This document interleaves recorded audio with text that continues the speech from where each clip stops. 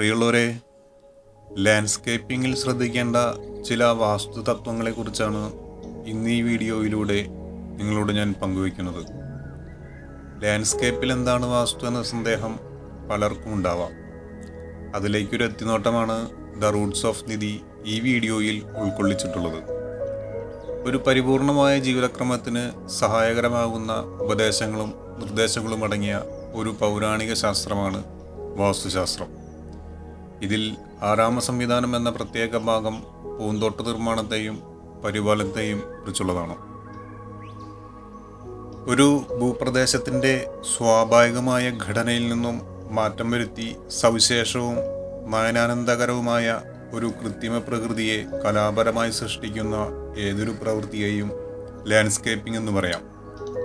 അങ്ങേയറ്റം പ്രൊഫഷണലിസത്തോടു കൂടി ചെയ്യുന്ന ലാൻഡ്സ്കേപ്പിങ്ങിന് നിലവിലെ ഭൂപ്രകൃതി, നീർവാഴ്ച, മണ്ണ്, കാറ്റ്, മഞ്ഞുവീഴ്ച, വർഷപാതം, സസ്യജന്തുജാലങ്ങൾ, അവിടുത്തെ പ്രകൃതിയുടെ സവിശേഷതകൾ എന്നിവയെപ്പറ്റി കൃത്യമായ അറിവ് ആർജിക്കേണ്ടതായിട്ടുണ്ട്. ഫ്ലാറ്റുകൾ, വില്ലകൾ, ഗൃഹങ്ങൾ, നഗര സംവിധാനങ്ങൾ എന്നിവിടങ്ങളിൽ പ്രകൃതി സൗന്ദര്യം നിലനിർത്തിക്കൊണ്ട് ചെയ്യുന്ന ഇത്തരം ഉദ്യാനങ്ങൾ ആ പ്രദേശത്തെ ഹരിതാഭവും പ്രകൃതി രമണീയവും ഉന്മേഷഭരിതവും ജീവസ്സുള്ളതുമാക്കി തീർക്കുന്നു. ഇന്ന് ഒരു മലയാളി വ്യത്യസ്തമായൊരു വീട് പണി കഴിപ്പിക്കുന്നതോടൊപ്പം കലാബോധമുള്ള ലാൻഡ്സ്കേപ്പുകൾ മുറ്റത്തൊരുക്കുന്നതിൽ കൂടുതൽ ശ്രദ്ധ നൽകുന്നു. എങ്കിൽ മാത്രമേ നല്ലൊരു വീടാകൂ എന്ന് ചിന്തിക്കുന്നവരിൽ വർധനവും ഉണ്ടായിട്ടുണ്ട്. അതിനാൽ തന്നെ ലാൻഡ്സ്കേപ്പിന് നല്ല പ്രചാരം കേരളത്തിൽ ഉണ്ടായിട്ടുണ്ട്. ഒരു കാലത്ത് നാട്ടിൻപുറങ്ങളിലെ വീട്ടുമുറ്റങ്ങളിൽ പൂന്തോട്ടങ്ങളായി വച്ചുപിടിപ്പിച്ചിരുന്ന പിച്ചിയും കുരുകുത്തിമുല്ലയും കാട്ടുചെമ്പകവും പവിഴമല്ലിയും പാരിജാതവും ചെമ്പകവും കനകാംബരവും രാമതുളസിയും നിശാഗന്ധിയുമൊക്കെ നാടൻ സുന്ദരികളായ പുഷ്പറാണികളായി വിലസിയിരുന്നു. ഇവയുടെ ഭംഗിയും പരിമളവും ആരെയാണ് ആകർഷിക്കാത്തത്? ഇന്നാ സ്ഥാനത്ത് ഹോർട്ടിക്കൾച്ചർ വഴി ഉൽപ്പാദിപ്പിക്കുന്ന നിരവധി സവിശേഷ സസ്യങ്ങൾ പൂന്തോട്ടങ്ങളെ കൈയടക്കിയെന്നു മാത്രം. ഇനി പറയുന്നവ സ്കിപ്പ് ചെയ്യാതെ കേൾക്കുക. ഇന്ന് സാധാരണക്കാരായവരും തൻ്റെ പരിമിതമായ വീട്ടുമുറ്റത്ത് അവനവൻ്റെ പരിതസ്ഥിതിക്കനുസരിച്ച് നല്ലൊരു ഗാർഡൻ നട്ടു പരിപാലിക്കാൻ ശ്രദ്ധ ചെലുത്താറുണ്ട്. വാസ്തുശാസ്ത്രത്തിൽ കൃത്രിമവനം, ഉദ്യാനപാലനം എന്ന ഭാഗങ്ങളിലൂടെ പൂന്തോട്ടങ്ങളെപ്പറ്റി വിശദമാക്കുന്നു.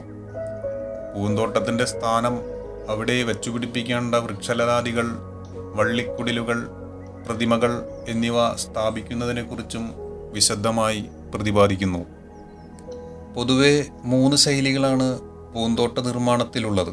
അതിലൊന്ന്, ഒരു സ്ഥലത്തെ ജോമെട്രിക്കൽ ഷേപ്പിൽ കൃത്രിമമായി രൂപങ്ങൾ സൃഷ്ടിച്ച് അതിനനുസരിച്ച് പൂന്തോട്ടം വിഭാവനം ചെയ്യുന്ന ഫോർമൽ രീതി. അത് കൂടുതൽ വ്യക്തമായി മനസ്സിലാക്കുവാൻ താജ്മഹലിൻ്റെ മുൻപിൽ പരിപാലിക്കപ്പെടുന്ന പൂന്തോട്ടത്തെ മനസ്സിലേക്ക് കൊണ്ടുവരിക. മറ്റൊന്ന് അൺഫോർമൽ രീതിയാണ്. ഒരു സ്ഥലത്തിൻ്റെ സ്വാഭാവികമായ കിടപ്പിന് അധികം മാറ്റം വരുത്താതെ തന്നെ കലാവിരുതും ഭാവനയും ഉപയോഗിച്ച് 10 മടങ്ങ് നയനമനോഹരമാക്കുന്ന രീതിയാണിത്. കേരളത്തിൻ്റെ ഭൂപ്രകൃതിക്കും കാലാവസ്ഥയ്ക്കും ഏറ്റവും അനുയോജ്യമായ രീതിയാണ് ഇത്.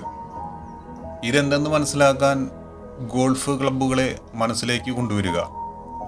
മറ്റൊരു രീതി എന്ന് പറയുന്നത് ഇവ രണ്ടും ചേർന്ന മിക്സഡ് സ്റ്റൈലാണ്. ഇത് ഇന്ത്യയിൽ വ്യാപകമായി കാണാം. പൊതുവെ വാസ്തുശാസ്ത്രവിധി പ്രകാരം വടക്കും കിഴക്കുമാണ് പൂന്തോട്ടം നിർമ്മിക്കാനായി തിരഞ്ഞെടുക്കേണ്ടത്. കൃത്രിമ ജലാശയങ്ങളും വെള്ളച്ചാട്ടങ്ങളും ഫൗണ്ടൈനുകളും നീർച്ചാലുകളും പൊയ്കകളും ഈ ഭാഗങ്ങളിൽ തന്നെ ക്രമീകരിക്കാവുന്നതാണ്.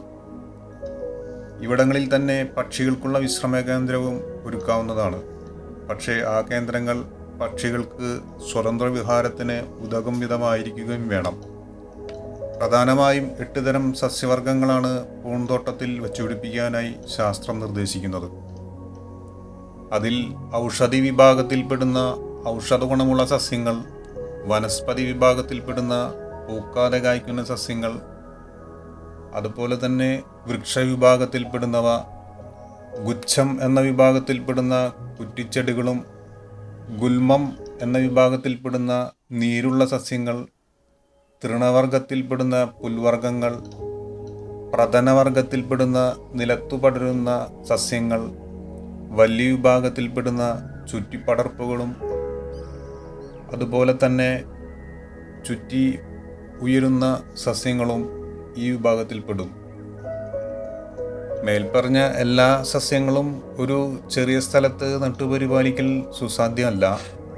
അതാത് സ്ഥാനത്തിനും സ്ഥലപരിമിതിക്കും യോജിച്ച രീതിയിൽ യോഗ്യമായത് നട്ടുവളർത്തുന്നതിലൂടെ മംഗളത്തെയും ഉന്മേഷത്തെയും അനുകൂല ഊർജത്തെയും പ്രദാനം ചെയ്യും. അത്തരത്തിൽപ്പെട്ട ഏതാനും ചില സസ്യങ്ങൾ ഏതൊക്കെയെന്ന് നോക്കാം.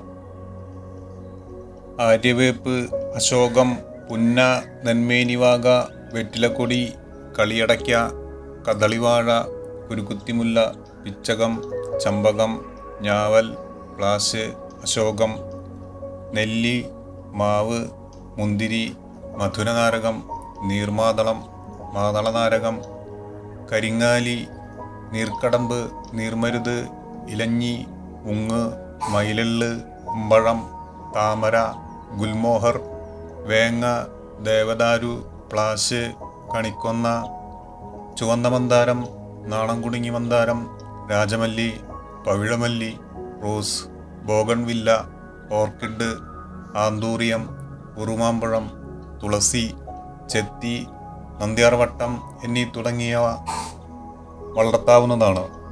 ഈ ശ്രേണിയിൽ ഇനിയും സസ്യങ്ങളുണ്ട്.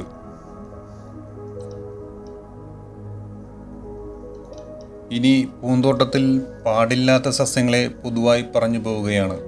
മുള്ളുകൾ നിറഞ്ഞവ, കള്ളിച്ചെടി വർഗത്തിലുള്ളവ, വിഷസസ്യങ്ങൾ, ദുർഗന്ധമുള്ളവ, രൂക്ഷഗന്ധങ്ങളുള്ളവ, ലഹരി അതുപോലെ തന്നെ വേദന സംഹാരികളായ സസ്യങ്ങൾ, കൃത്രിമമായി വളർച്ച മുരടിപ്പിച്ച വൃക്ഷങ്ങൾ, ഇഴജന്തുക്കൾക്ക് പ്രിയപ്പെട്ട വൃക്ഷങ്ങൾ എന്നിവ അതിൽ ചിലതാണ്.